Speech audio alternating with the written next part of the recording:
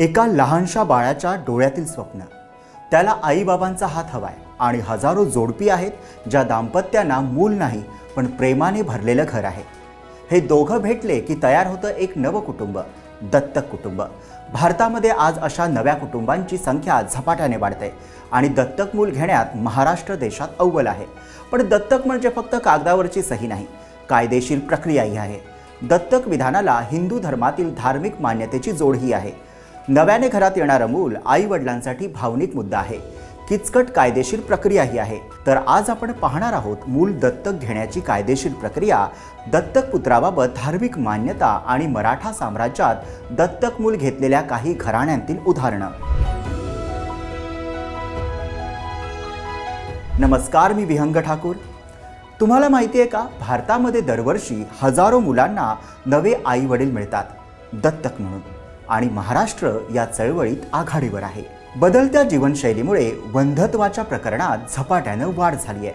त्यामुळे अनेक जोडपी आपलं पालकत्वाचं स्वप्न दत्तक घेऊन पूर्ण करतायत। 2024-25 या आर्थिक वर्षात देशांतर्गत आणि आंतरदेशीय मिळून तब्बल 4515 मुलांना नवे पालक मिळाले। हा खूप मोठा आकडा आहे। देशांतर्गत दत्तक प्रकरणात सर्वाधिक 790 मुलं एकट्या महाराष्ट्रात दत्तक घेतली गेली आहेत। त्यापाठोपाठ तमिळनाडूत 438 आणि पश्चिम बंगाल 297 या राज्यांचा क्रमांक लागतो। पालकांची पसंती ही लहान आणि निरोगी मुलांना आहे।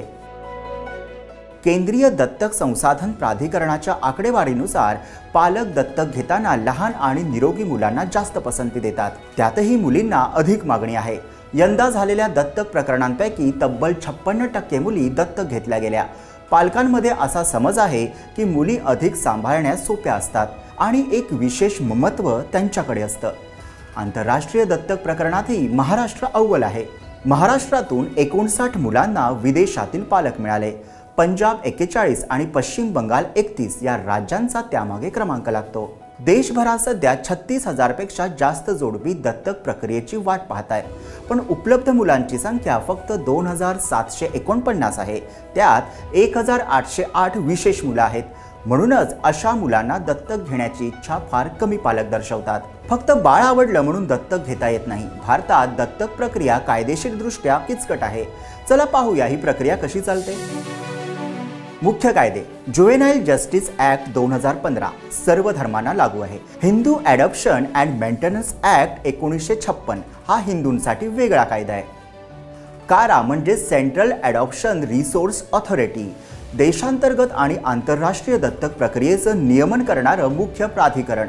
दत्तक घेण्याची संपूर्ण प्रक्रिया सोप्या भाषेत समजून घेऊ। ऑनलाईन नोंदणी: काराच्या वेबसाईटवर अर्ज, जोडप्यांची ओळख, वय, आर्थिक आणि आरोग्य तपासणी होते। होम स्टडी रिपोर्ट म्हणजेच HSR नुसार अधिकृत संस्था घरी येऊन वातावरण आणि क्षमतेचं मूल्यांकन करतात। चाइल्ड रेफरल म्हणजेच योग्य मुलाची निवड, फोटो आणि वैद्यकीय रिपोर्ट दिला जातो। फॉस्टर केअर आणि प्री ॲडॉप्शन केअर: काही दिवस किंवा महिने मुलांसोबत राहून पाहण्याची परवानगी। कोर्ट, जिल्हा किंवा कौटुंबिक न्यायालय अंतिम आदेश देतं। पोस्ट ॲडॉप्शन फॉलोअप एजन्सी 1-2 वर्ष मुलांची आणि कुटुंबाची स्थिती तपासते। आता हे झालं दत्तक घेण्याच्या कायदेशीर प्रक्रियांबाबत, पण दत्तक घेण्याची काही ऐतिहासिक उदाहरणं आपण आता पाहूयात। राजघराण्यांच्या इतिहासातील दत्तक पुत्रांची उदाहरणं समजून घेऊयात। छत्रपतींच्या सातारा आणि कोल्हापूरच्या दत्तक आणि गादीचा इतिहास आहे। छत्रपती शिवाजी महाराजांच्या मृत्यूनंतर त्यांचा वंश 2 प्रमुख शाखांमध्ये विभागला गेला।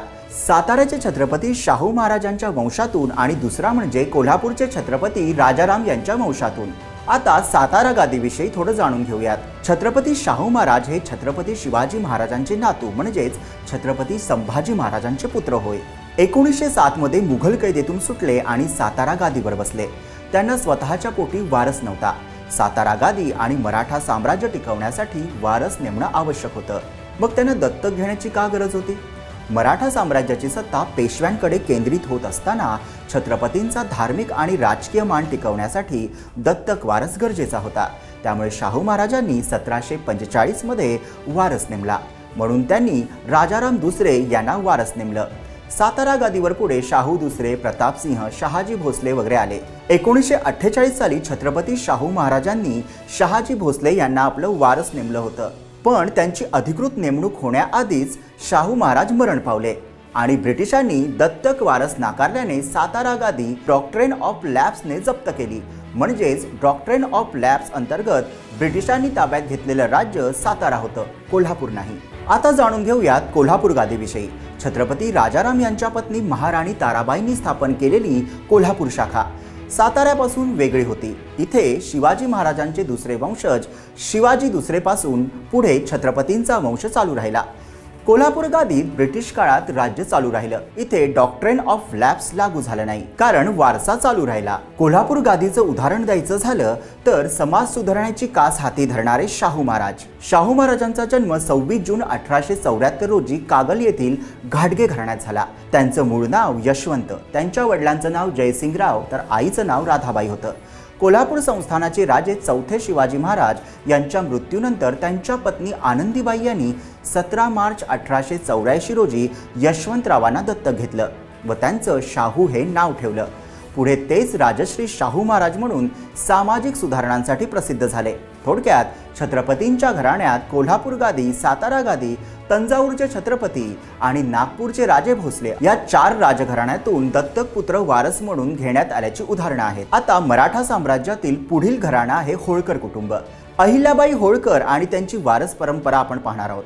अहिल्याबाई होळकर यांचा मुलगा मालेराव होळकर जन्मतः वारस होता, पण तो लहान असताना मरण पावला। त्यावेळी अहिल्याबाई यांनी राज्याच्या हितासाठी तुकोजीराव होळकर यांना दत्तक रूपात स्वीकारलं। त्यांनी दत्तक वारस म्हणून होळकर राज्याची सत्ता घेतली। या दत्तक नेमणुकीमुळे होळकर राज्याची अखंडता आणि वंश परंपरा टिकून राहिली। पुढील संस्थान होतं बडोदा। बडोदा येथील गायकवाड घराण्यातील दत्तक पुत्राची परंपरा महत्त्वाची आहे।